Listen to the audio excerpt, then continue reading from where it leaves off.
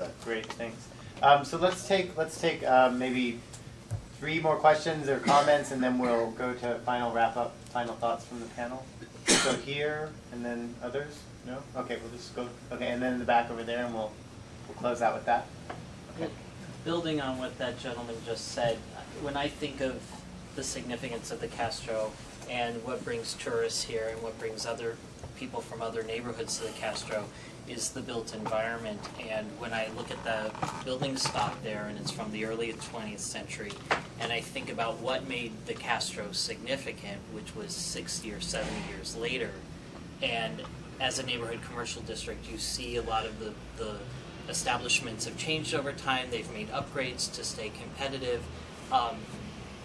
I feel like the Castro isn't able to communicate its significance anymore. Because aside from maybe the Castro's theater sign or the Twin Peaks sign, there are a lot of elements. The Harvey Milk store has a plaque there. There are a lot of elements that are now gone, and a lot of the people that walk the streets there are gone.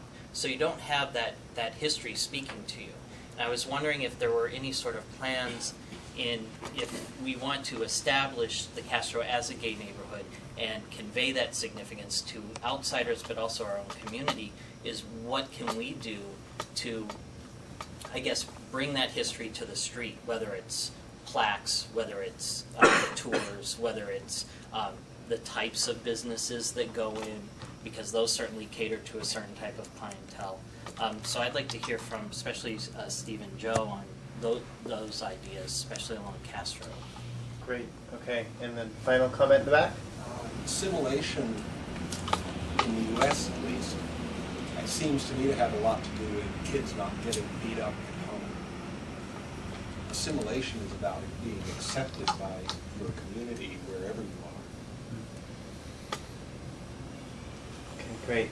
So if you will give sort of a 1-minute wrap-up thought, each of you, on commenting either on things that the audience has said, or else going to this question, what do queer neighborhoods do for cities, and thinking about in the future what they might do. Starting out that end. Oh, you're going to start on this end. Oh, I was going to. Well, I wanted to comment on what he was saying. Here, then. Okay. I wanted to comment what he was saying earlier about the historical stuff, and we've started doing some of that. And like through Bevan's office, we have the new Harvey Milk plaques and murals at the Muni station and that. And I think what you said is really important too, because one of the reasons why people do come to the Castro, and I talk to tourists all the time that come in, and why you come, what draws you here, and you actually hit it right on the nail on the top. A lot of them come for the historical perspective of what has happened in the neighborhood, and you're right. We need to see more of that, and I think what Bevan did with the plaques down at the Muni station, the Harvey Milk Memorial down there, what they're trying to do is trying to bring this facility into the Castro to promote it, because a lot of things that you see here, we were in the archive room in the back, and they were talking about the Polk Streets and the North Beaches and the Castro, and the Castro is it right now. Okay, Polk Street's Polk Street, and it's it's a little bit still there, but the Castro is our epicenter. It is our neighborhood, and you're absolutely right. We do need to do more, and I think on a historical perspective in that neighborhood to bring that out, because that's why a lot of people do come to that neighborhood, and especially like in the architecture there. I think a lot of that, and through what you guys are doing with the Castro Coalition, like maintaining a lot of that. That's part of the charm in the neighborhood. It's a lot of different things. But I like what you said, because I want to see more of that myself in the neighborhood, and businesses catering to that in the neighborhood. Great, thanks. Rebecca, we'll go this way and go to you again. Squeaky wheel down there.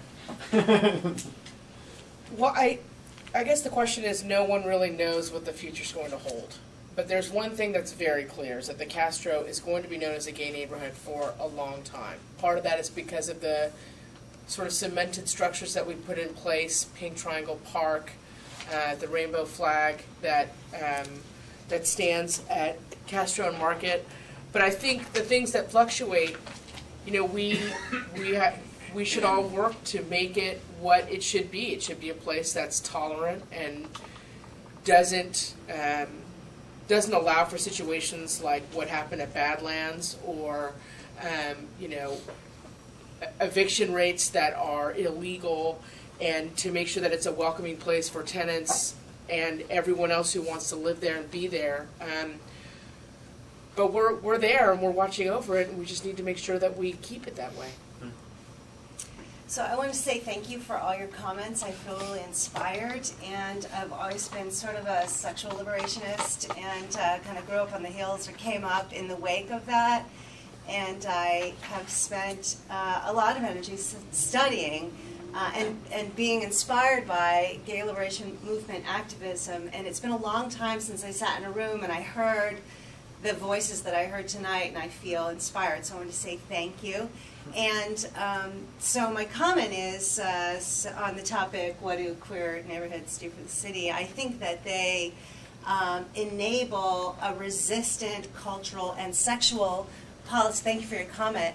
A resistant cultural and sexual politic to emerge in ways that it just can't outside the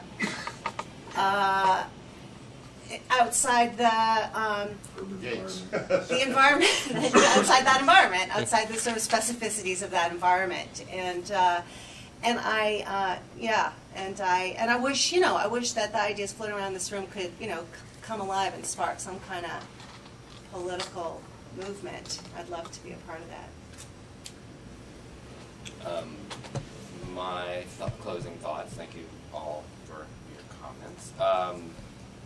I guess I had two. One is that in the discussions tonight, that, you know, we were talking about what it's like to live here, and a lot of the focus in thinking about the city as being a tourist destination has been around perhaps the negative effect of that tourist visit, that what it does to the economy or the way people connect to one another.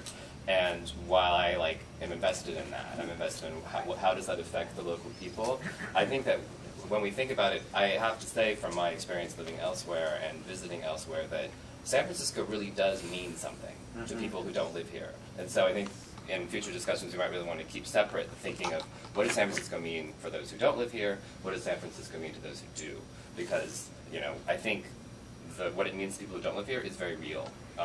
It doesn't mean, you know, it's more important or less important, but it is real.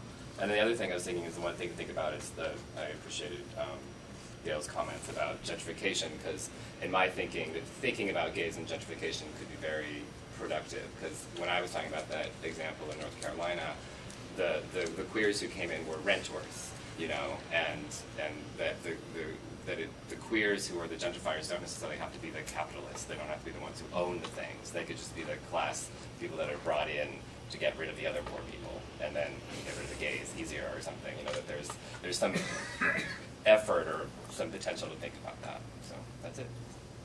Joe?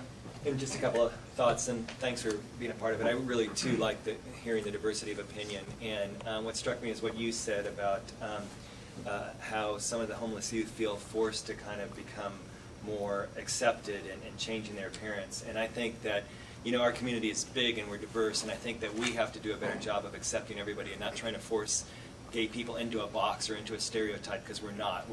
We're fully a spectrum of all types of individuals, all types of peoples, all types of perspectives and personalities, and we have to do a better job, I think, within our own community of accepting all of us, whoever we are.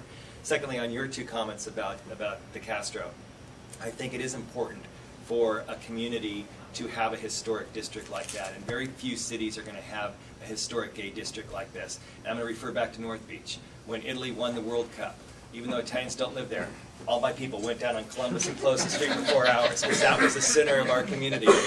We were there celebrating because that was the historic center of our community. There are little signs with the Italian, you know, outline of the map that point to North Beach to let everybody know that that's the old Italian neighborhood. Again, the community doesn't live there anymore, but they have done a great job of having the festivals there, having historical interpretations there, having a cultural scene there that still Italian Americans from throughout the city and throughout the country identify with. And I think the Castro can still be that downtown historic gay community for the city.